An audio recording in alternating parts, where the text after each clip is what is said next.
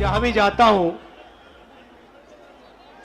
कहता हूं प्रेस के हमारे मित्रों, मगर मित्रों का काम नहीं करते ये लोग। हमारा छोड़ो जनता के मित्रों का काम नहीं करते ये। क्योंकि अगर आपके मित्र होते तो आपको देश की सच्चाई दिखाते, बेरोजगारी के बारे में बताते,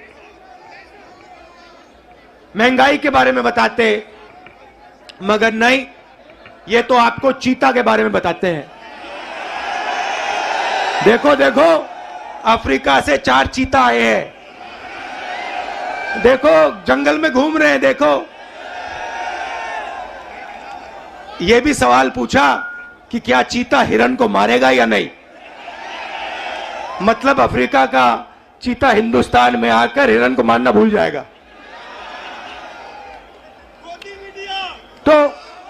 तो मित्र तो है नहीं। अच्छा, मीडिया बात नहीं उठाती जनता की, तो हमने सोचा पार्लियामेंट में भाषण करो। डिमोनेटाइजेशन, नोटबंदी के बारे में भाषण करने की कोशिश की, गलत जीएसटी के बारे में बोलने की कोशिश की। जो हम जमीन अधिग्रहण कानून लाए थे, जब नरेंद्र मोदी जी ने उसको रद्द करने की कोशिश की, हमने पार्लियामेंट हाउस में बोलने की कोशिश की, वहां पे माइक ऑफ कर देते हैं। देखो ऐसे माइक ऑफ, जो बोलना बोलो। हेलो, नमस्कार, कैसे हो। तो एक तरफ मीडिया बात नहीं उठाती, दूसरे तरफ माइक ऑफ कर देते हैं। तो हमने सोचा चलो जनता के साथ कन्याकुमारी से कश्मीर चलकर जनता से बातचीत करें, जनता की आवाज सुने और जनता के दिल में जो है वो रखें। 3000 किलोमीटर हो गए, कन्याकुमारी से शुरू किया। कम नहीं होता भाइयों और बहनों। आप ये मत सोचो कि 3000 किलोमीटर कम होता है, कम नहीं होता है। 110 दिन हो गए, मगर अजीब सी बात है, थकान नहीं है। आप देखिए, मेरा चेहरा देखिए, कोई थकान नहीं है। लोग पूछ रहे टी शर्ट में कैसे चल रहे हो। ना थकान है, ना ठंड लग रही है मुझे। अब मैं क्या बोलूं।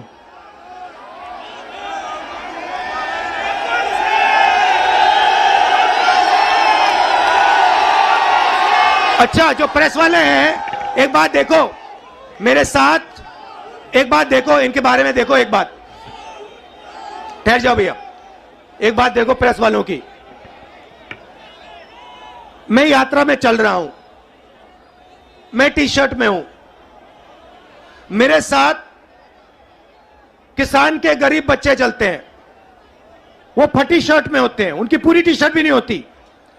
मगर इन मीडिया वालों में से एक भी ये नहीं कहता भैया हिंदुस्तान में किसान का बेटा बिना स्वेटर के क्यों घूम रहा है।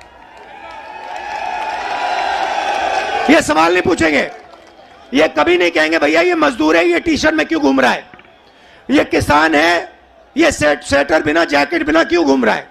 ये सवाल कभी नहीं पूछेंगे। ये सच्चा सवाल है, मेरे टी शर्ट वाला सच्चा सवाल नहीं है। सच्चा सवाल यह है कि हिंदुस्तान के बच्चे, हिंदुस्तान के किसान, हिंदुस्तान के मजदूर टी शर्ट में सर्दी में क्यों घूम रहे हैं, यह सवाल है। मगर यह कभी नहीं पूछेंगे, क्योंकि भाइयों और बहनों ये आपके नहीं हैं। ये जैसे घोड़ा होता है ना, घोड़ा देखा आपने, शादी का घोड़ा होता है, उसमें लगाम होती है ना, उसको लगाम को टाइट करो एकदम रुक जाता है। वैसे इनकी लगाम है, लगाम लगी है प्रेस वालों पे। जैसे ये दौड़ने की कोशिश करते हैं, जैसे दौड़ने की कोशिश करते हैं, वो लगाम खींचते बस रुक जाते हैं एकदम। अच्छा, ये मत सोचिए कि ये बोलना नहीं चाहते हैं।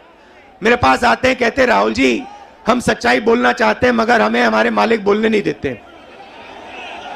मैं कहता हूं भैया डरो मत, बोल दो। कहते हैं नौकरी भी तो करनी है हमें, अगर हमने सच्चाई बोल दी नौकरी से निकाल देंगे, किसी और को डाल देंगे, वो झूठ बोलेगा। तो यात्रा का लक्ष्य जो देश में नफरत और हिंसा फैलाई जा रही है उसको मिटाने का है। भाइयों और बहनों, बीजेपी की पॉलिसी हिंदुस्तान के युवाओं को, किसानों को, मजदूरों को डराने की पॉलिसी है।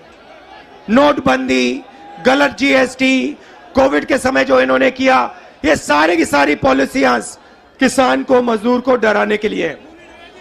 क्योंकि ये जानते हैं जब ये डर फैलाते हैं उस डर को नफरत में बदलना बहुत आसान होता है। ये इनका काम है। जनता को डराओ, किसान को डराओ, मजदूर को डराओ, युवा को डराओ और उसके डर को नफरत में बदल दो। डरो मत। ये भैया, ये एक बात समझ लो, ये आपने बोला डायलॉग, ये मेरा डायलॉग नहीं है। ये शिव जी का डायलॉग है। ये डायलॉग डरो मत, ये हमारा धर्म है। अब देखिए, ये करोड़ों रुपए का, लाखों करोड़ों रुपए का अरबपतियों का कर्जा माफ कर देंगे। लाखों करोड़ रुपए 1 मिनट में माफ कर देंगे। और किसान भूखा मर जाए उसका कर्जा ये माफ नहीं कर सकते, कभी नहीं कर सकते। आप यूपी के, बाकी हिंदुस्तान के किसान हमारे पास आए थे, यूपीए की सरकार थी। आपने कहा हमारा माफ करो, 10 दिन में हमने 70,000 करोड़ रुपए, 72,000 करोड़ रुपए माफ कर दिया था।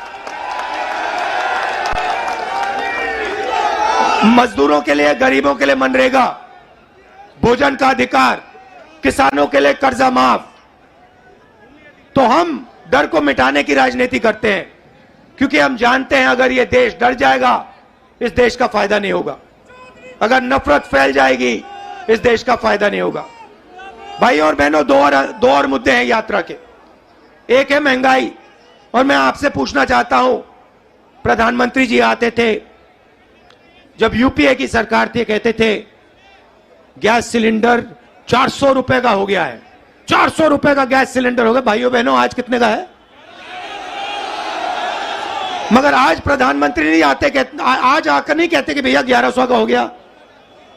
अच्छा, एक और सवाल है भैया, ये जो 1100 और 400 रुपए का फर्क है, ये किसके जेब में जा रहा है? ये किसी ना किसी के जेब में तो जा रहा है ना। मतलब ये आसमान में तो नहीं गायब हो रहा। तो याद रखिए, ये नरेंद्र मोदी जी के जो खास मित्र हैं, 3-4 खास मित्र हैं, ये जो आपके गैस सिलेंडर का पैसा आपके जेब में से निकाला जा रहा है, उनकी जेब में जा रहा है। अच्छा भाइयों और बहनों, पेट्रोल का क्या दाम हुआ करता था यूपीए के समय? 60 रुपए। आज क्या है? 100। तो ये भी याद रखिए, ये जो 40 रुपये, 60 रुपया जो है, जो आपके जेब में से निकाला जा रहा है, ये भी उनके 2-3 मित्रों के जेब में जा रहा है।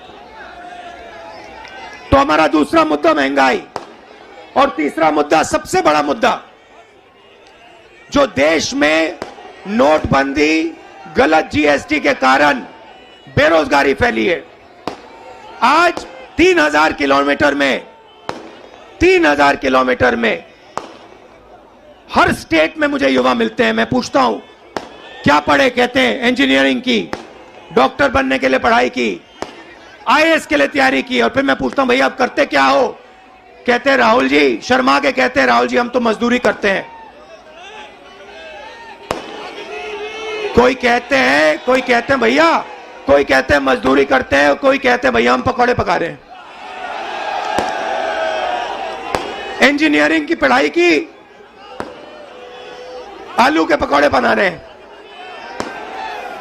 अच्छा, एक रास्ता था युवाओं के लिए अग्निवीर वाला,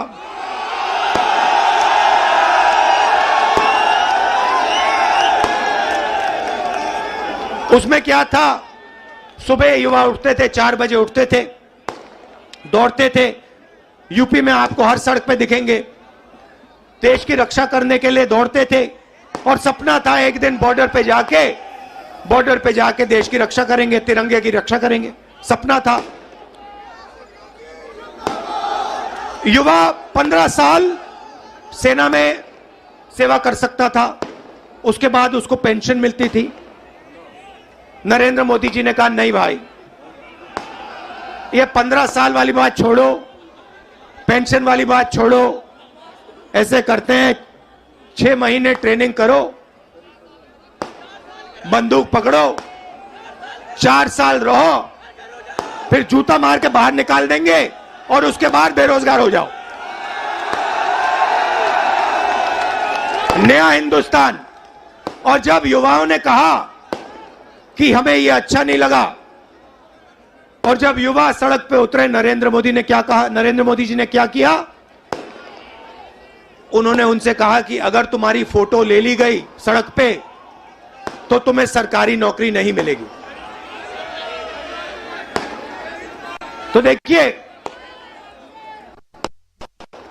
दूसरा रास्ता का रास्ता जेल, रेलवेज का रास्ता, उसको भी एक के बाद एक बेच रहे हैं। उन्हीं 3-4 लोगों को बेच रहे हैं। एयरपोर्ट भी उनको दिए जा रहे हैं, पोर्ट भी उनको दिए जा रहे हैं, रेलवेज भी उनको दी जाएगी, LIC भी उन्हें के हाथ जाएगी, BHL, BHEL, HL सब उनके हाथ जाएगा और हिंदुस्तान के युवा बेरोजगार होंगे। ये है नरेंद्र मोदी हिंदुस्तान। इसके हम खिलाफ हैं और इसलिए हमने ये यात्रा शुरू की है। और हम इसलिए नहीं थके हैं क्योंकि आपने अपनी पूरी शक्ति, अपना पूरा प्यार इस यात्रा को दिया है और लाखों लोग हमारे साथ खड़े हुए हैं, हर जात के लोग, हर धर्म के लोग। तो मैं आपको दिल से धन्यवाद करना चाहता हूं कि आपने इतना प्यार और इतनी शक्ति आपने हमें दी। इसके लिए मैं बहुत आभारी हूं, पूरी जिंदगी याद रखूंगा। बहुत बहुत धन्यवाद। नमस्कार। जय हिंद।